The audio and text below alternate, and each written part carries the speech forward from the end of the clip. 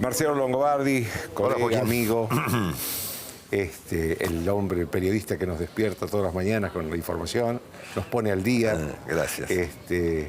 Marcelo, la primera pregunta que te quiero hacer antes de entrar a los Déjame decirte que temas- es un honor para mí estar acá con vos. No, Y en es este un honor diario. para mí estar también con el que lidera el rating de la radio desde hace ¿cuánto? 18 años. 18 años, 17 para ser 17. exacto. No, la primera pregunta que te quería hacer, porque los dos hemos tenido problemas con el kirchnerismo, es que si al periodismo le está resultando difícil acomodarse a un tiempo sin los Kirchner. Bueno, parece que al país le está costando acomodarse a algo más normal, ¿no? Pero sí, creo que nos pasa un poco eso, ¿no? Estábamos demasiado acostumbrados a la crítica y a estar a la defensiva de cuestiones hasta imprevisibles en muchos casos, en los casos nuestros, o de Nelson, o de tuyo, mío, de Jorge, que obviamente encontrarnos frente a un gobierno normal, que dialoga normalmente, que no presenta aristas tan controvertidas, ciertamente, creo nos cuesta a todos un poco, ¿no? Eso se puede registrar en el crecimiento de la audiencia de los entre comillas, periodistas más críticos, digamos, ¿no? Viste que está subiendo el rating de algunas radios, de algunos canales. Así que bueno, me imagino que llevará un tiempo, como todo, volver a una cierta normalidad. Estamos claros que la relación de este gobierno con la prensa en general, la prensa profesional, es una relación seria, ¿no? Y una relación franca, y entiendo que el presidente hace muy bien en estar él en contacto personal con muchos periodistas, ¿no? Que es una práctica que yo no veía desde Duhalde, que creo que mantenía una relación por lo menos de diálogo directo. Sí, bueno, a mí me pasa lo mismo. Era claro.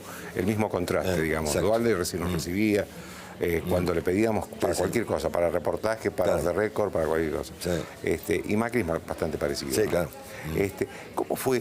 ¿Cómo fueron tus últimos años con el kirchnerismo?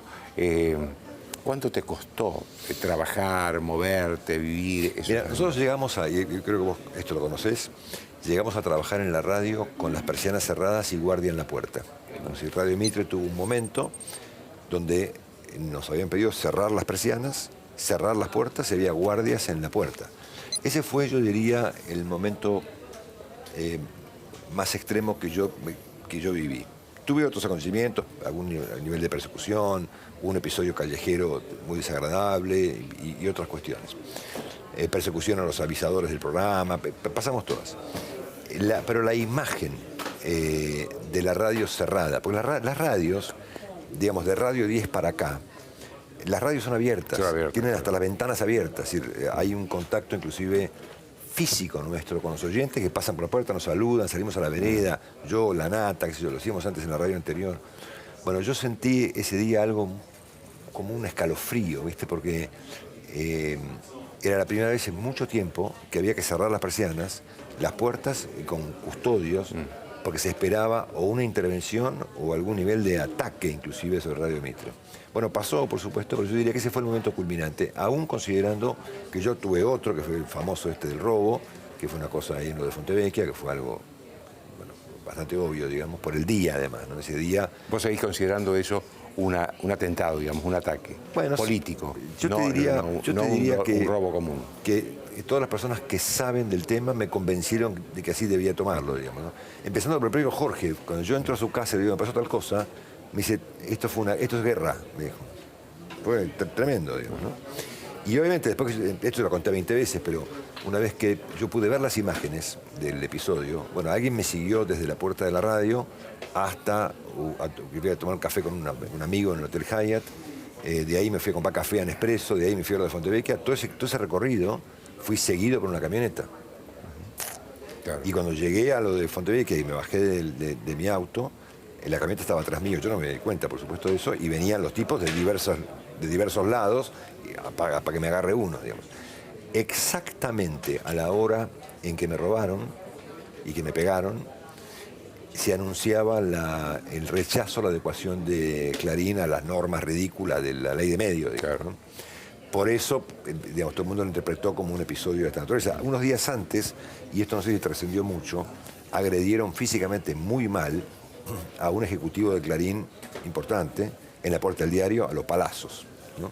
Entonces este era un episodio que que se sumaba a este otro que tuvo menor Hace trascendencia. poco tuviste un episodio también. Sí, pero eso fue robo, ¿no? Sí, me parece que sí. Eso, sí. Vos tenés todos los días que hacer un editorial, lo cual para los que escribimos columnas sabemos lo difícil que es. Pero ¿cuáles son? Y has tenido coherencia además en tu pensamiento, en tu mensaje. ¿Cuáles son los temas que más te preocupan? Mira, yo trato de mantener, de orientar el programa hacia a lo que me parece que es el debate que debe tener Argentina respecto de su rumbo, ¿no? Y creo que trato de mantener esa línea. Yo conecto los temas, mi trabajo a la mañana no es tratar un tema, sino muchos de modo simultáneo.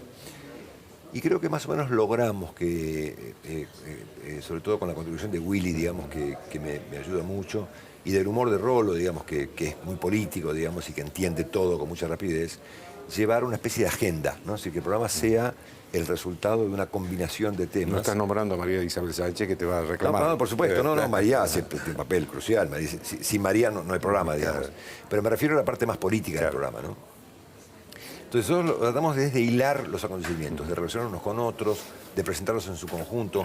Por eso yo llamo mucho analistas, porque con ellos yo puedo tratar varios temas de modo simultáneo, para entender, por ejemplo, en el caso de hoy, por ejemplo, qué vinculación puede haber entre el paro docente, la CGT, los problemas del kirchnerismo, el peronismo, la economía. Es decir, tratamos de que los oyentes tengan un flash de 30, 40 minutos, un panorama general. Entonces, un poco nuestro arte es el de conectar un asunto con el otro, ¿no?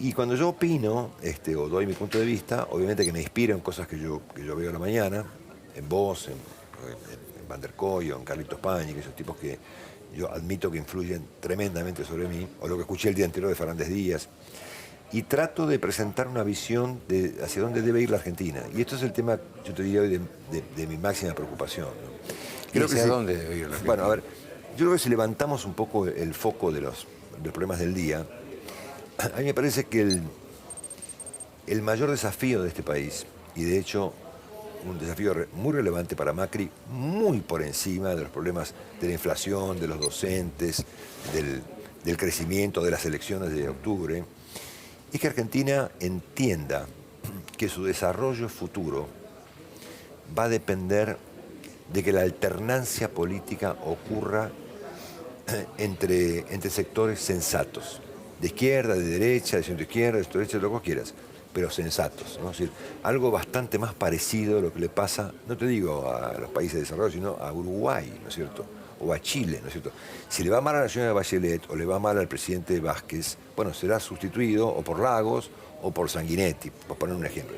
Y finalmente, el rumbo de esos países no va a cambiar drásticamente entre el sistema y el antisistema. Entonces, yo diría que la Argentina tiene que entender que su desarrollo depende de su orden político, ¿no es cierto? Bien. Y que si ese orden político es una alternancia entre la sensatez y el extravío, estamos en el horno, ¿no es cierto? Entonces aquí yo creo que radica el desafío más crucial de Macri, ¿no? El de reordenar el sistema político. Macri debe generar, y esto no lo hizo hasta ahora, un nuevo orden político. Eso lo hicieron de algún modo. Si vos mirás para atrás, vas a encontrar que Alfonsín, Menem y Kirchner, digamos los tres líderes políticos más significativos de Argentina, sí, previos a Macri, los tres presentaron rupturas visibles con el orden político preexistente y generaron algún nivel de orden político nuevo, ¿no es cierto? Y creo que el aspecto más gradual del macrismo ha sido su gradualismo en la política, no en la economía. Y me parece que si hay muchos ruidos en la economía, es porque cuando los argentinos miramos para arriba, no tenemos muy claro qué viene. Si Macri va a mantenerse o va a ser sucedido por un presidente normal, qué sé yo, Massa, Randazzo, por poner un ejemplo. Urtubey. Puede ser otro, Urtubey, obviamente. O sea, Argentina tiene este drama de la alternancia entre el delirio y la sensatez, digamos, ¿no? Yo creo que la clave está ahí. Claro, me parece que la clave está en si va a haber una política republicana en la Argentina. Obvio. ¿No? Y en eso, ¿vos imaginás una política republicana que incluya a un peronismo republicano? Obviamente, sí, sin duda. Y creo que hay expresiones de ese peronismo. Ayer entrevisté a Urtubey. Bueno, era más sensato que Macri, poco menos, ¿entendés? Entonces me parece que hay una alternativa peronista muy sensata que tiene una lucha ahora con el peronismo extraviado, ¿no es cierto? Ahora, hoy por hoy el protagonismo de Cristina Kirchner es importantísimo. Yo te leo mucho y sé que vos subestimas un poco este punto, pero ¿qué ocurre, por ejemplo, si como consecuencia de que la economía tarda y sus efectos, y los efectos de los cambios y de las reformas, en llegar a la gente, y en la provincia de Buenos Aires al gobierno le va mal? Porque esta elección que viene es una elección muy dividida en 24 elecciones, son todas elecciones muy distintas, y el punto central es la provincia de Buenos Aires. ¿Qué ocurre si, por ejemplo, la señora Kirchner se presenta y saca 35% de los votos, o 38%, y al día siguiente de esa situación anuncia su candidatura presidencial? Otra vez Argentina tiene que debatir por los próximos 2 años lo que creyó resuelta hace 2. Fíjate lo que dijo ayer Luis Caputo, que es un ministro repiola que tiene Macri, el de Finanzas, que dijo, bueno, finalmente las inversiones van a depender de lo que pase en la próxima elección. Pero señor, la elección, eso que usted dice que va a pasar, ya pasó hace 2 años. El gobierno ha vivido el episodio de hace 2 años y medio como algo un poco culposo, ¿viste? Como, bueno, ganamos pero no tanto. ¿Cómo ganamos pero no tanto? Entonces, el gobierno está esperando revalidar su triunfo en la próxima elección muy complicada la que viene, ¿no es cierto? Sí, sí, pero es cierto, Marcelo, que la inversión, sobre todo, está esperando un triunfo de Macri en situaciones normales. Porque la situación del 2015 fue una situación dramática. O era la continuidad de Cristina Kirchner a través de Scioli o el cambio. Y me parece que esta es una situación más o menos normal, donde ya no está el riesgo del retorno o la permanencia en el poder nacional de Cristina Kirchner. Pero sí puede, efectivamente, como vos decís, colocarla a ella en un lugar del escenario central. Con lo cual, pero ¿cómo no? Claro. Vamos a esperar a la próxima elección para resolver. Yo por eso creo que la elección esta es crucial para Macri. Por eso. Más aún, si le quedaba alguna duda, esta semana lo hemos visto. Okay. ¿No? Entonces, a mí me parece en esta línea que yo tuve que criticarle algo mucho al presidente Macri, y de hecho lo he hecho en público y lo he hecho también de manera privada porque me lo ha preguntado, es su visión del orden político. A mí me da la impresión de que Macri supone o supuso que la gestión subordinaba a la política, ¿no? Que como consecuencia de tener un conjunto de gestores relativamente competentes y probablemente personas de bien, que podrían estar hoy haciendo cualquier otra cosa y están metidos en unos despelotes fenomenales, bueno, que eso bastaba poco menos para ordenar casi poco menos que la ausencia de un sistema político que en Argentina no hay. Al mismo tiempo, me parece que, y ya una cuestión más táctica, el gobierno resolvió que el kirchnerismo permanezca en el escenario más o menos, ¿no es cierto? Bueno, mejor que estén, ¿no? Porque así les ganamos de vuelta, así... Esa es la apuesta del gobierno. Claro, bueno, dividen el peronismo en más pedazos.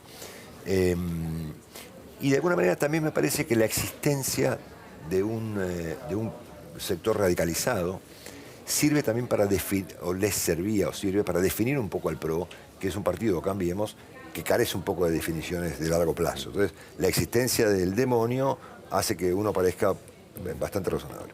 Y luego, esta estrategia a veces o táctica, ¿no? Es muy peligrosa, porque el presidente Macri está jugando con el orden político preexistente. Y el orden político preexistente no es Duhalde o Alfonsín o un tipo sensato. El presidente es el antisistema, digamos, es Chávez. Claro. Entonces, ahí yo creo que el cortocircuito de hoy tiene que ver con este punto, digamos. Mucho más, a mi juicio, que si la tasa de inflación bajó 1 punto, medio punto, si el salario, si los 12...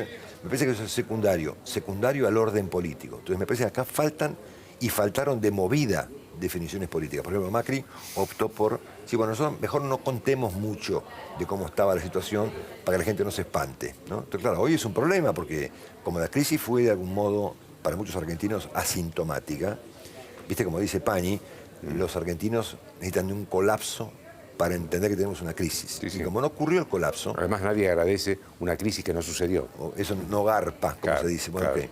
Entonces, claro, ahora tenemos un problema porque se disipa la herencia y estamos en el medio del río en una situación muy compleja. Yo confío en que esto puede mejorar, obviamente, y así lo deseo. Pero entiendo que hay definiciones políticas cruciales que no están resueltas. Es decir, cuando vos te referís al gradualismo político, vos decís, Macri debió hacer todo lo posible para sacar del medio a Cristina. Definitivamente. Definitivamente. Pero esa no es la estrategia del gobierno. La estrategia del gobierno es Claramente. confrontar con Cristina. Y es más, creo que mira, Ortega decía que un gran líder político es un tipo que donde va pone orden, ¿no es cierto? No orden policial, sino Claro. orden en las cosas. Yo entiendo que Argentina necesitaba recrear un sistema político razonable, ¿no es cierto? Y que era, o que es una obligación del presidente hasta contribuir en la definición de quiénes son sus rivales, ¿no? Y si el presidente Macri cree, como creo que cree, que el futuro del peronismo es Urtubey, por ejemplo, creo que debe haber habido acuerdos. Una suerte de Moncloa política, pongámoslo así, para hacerlo comprensible, que defina cuáles son las alternativas políticas de este país por los próximos 30 años. Eso es lo que yo llamaría un proyecto de poder, casi diría yo generacional, ¿no? Porque Macri no es un presidente normal, o sea, no es un tipo que, bueno, sucede a un presidente que fue más o menos normal y que será sucedido por otro tipo más o menos normal, y a ellos les va más menos bien, y finalmente Uruguay, yo qué sé, Uruguay crece finalmente todos los años, habrá un presidente un poquito más raro como Mujica, vendrá uno más serio como Tabaré, después vendrá otro, y mucho no pasa. Ese no es el momento de Macri. Macri es el presidente que le toca, lamentablemente, suceder a 12 años de extravío populista, corrupto y muy peligroso, que pegó en el palo de no ser un extravío total, ¿no es cierto? Entonces, su rol histórico es muy importante. Creo que tal vez se me ocurre pensar, por lo que pude ver, que el presidente está tomando conciencia de eso, de que su rol histórico no es simplemente el de un administrador, un tipo que, bueno, finalmente viene a poner un poquito de orden y con su enfoque, digamos, de ingeniero, a tratar de ordenar el desaguisado. Creo que le toca otro rol histórico. Muy importante. Hace rato hablabas de los CEOs y vos los calificaste de pasantes hace poco. Y me consta que todavía les duele al gobierno. ¿A quién te referías? Bueno, a ver, un poco a todos, ¿no? Yo los llamé Jardín de Infantes en un reportaje que me hizo este diario.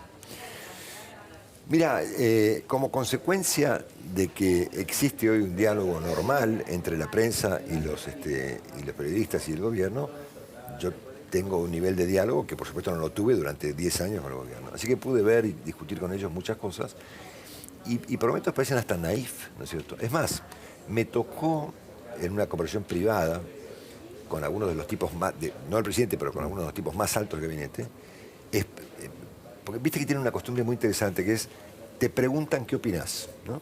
Lo cual es muy sano. Me dice, a ver, contanos, decinos todo lo que te parece. Bueno, fenómeno, ¿estás seguro? Sí, cómo no. Fum, yo le digo lo que pienso. Y tuve la oportunidad de advertirles en el mes de enero que a mi juicio venía un embate complicado hasta en el plano judicial, ¿no es cierto? Y me pareció que el gobierno estaba subestimando el hecho simple de que yo no conozco motivación política más potente que escaparte de la cárcel. Señora Kirchner tiene un inconveniente serio con la justicia y eso implica al mismo tiempo una motivación política adicional que no tiene ni yo, ni vos, ni Macri. Si la gente normal no le pasa eso, ¿no es cierto?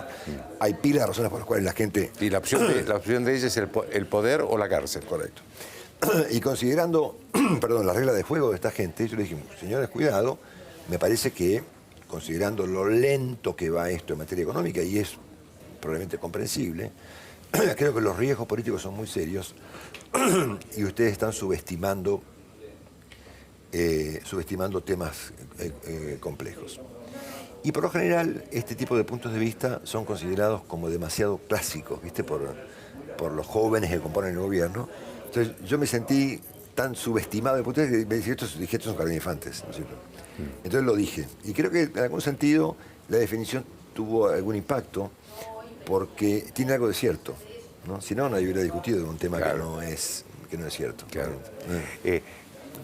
Pues es que a mí lo que me sorprende del gobierno de Macri es que los economistas, hablando de la economía, que es el principal problema y que creo que va a tener una influencia grande en la elección de octubre, los economistas de ortodoxos lo critican y los economistas de izquierda también. También, sí. ¿Qué opinas vos? Mira, a mí me parece que yo pongo por encima de este debate entre más ortodoxos y menos ortodoxos otro problema. Yo creo en los gabinetes más clásicos, ¿sí? Donde haya menos divorcio entre la gestión y el poder, ¿no es cierto? Yo encuentro que el presidente ha armado un gabinete que está compuesto por 23 ministros, son demasiados, donde finalmente ninguno es responsable básicamente de ningún problema, que reportan a un sistema de CEOs, digamos, a quienes yo tengo la oportunidad de conocer hace muchos años, obviamente, y que son todas personas de bien, especialmente Quintana y Lopetegui, a quienes conozco, obviamente, de hace 25 años. Pero que los ministros sean chequeados con un sistema de semáforos, a mí me parece que atenta contra el poder político de los ministros. Yo creo en los gabinetes más clásicos, digamos, 8 ministros, 10, de mayor envergadura política, con mayor nivel de poder político y con mayor nivel de responsabilidad. En este contexto, una gestión que tiene 7 ministros de Economía me parece muy confuso para los inversores y para los tomadores de decisiones, que miran para arriba y dicen, a ver, ¿quién manda acá? ¿Frigerio o Nicolás Dujovne o Aranguren, que dice una cosa y Lopetegui que dice la otra? Es muy complejo así. Entonces me parece que con independencia del rumbo, porque Macri es un tipo muy pragmático, digamos, tendrá aspectos más heterodoxos, aspectos más ortodoxos, será más shock en algunos temas, más gradual en otros. Macri ha hecho un gobierno que no se le parece a nada y él no es un político clásico en el sentido de que es un tipo duro, que es un tipo flexible. Bueno. Entonces, me parece que con independencia de la ideología, yo subrayo más el problema del formato del gabinete. De la fragmentación.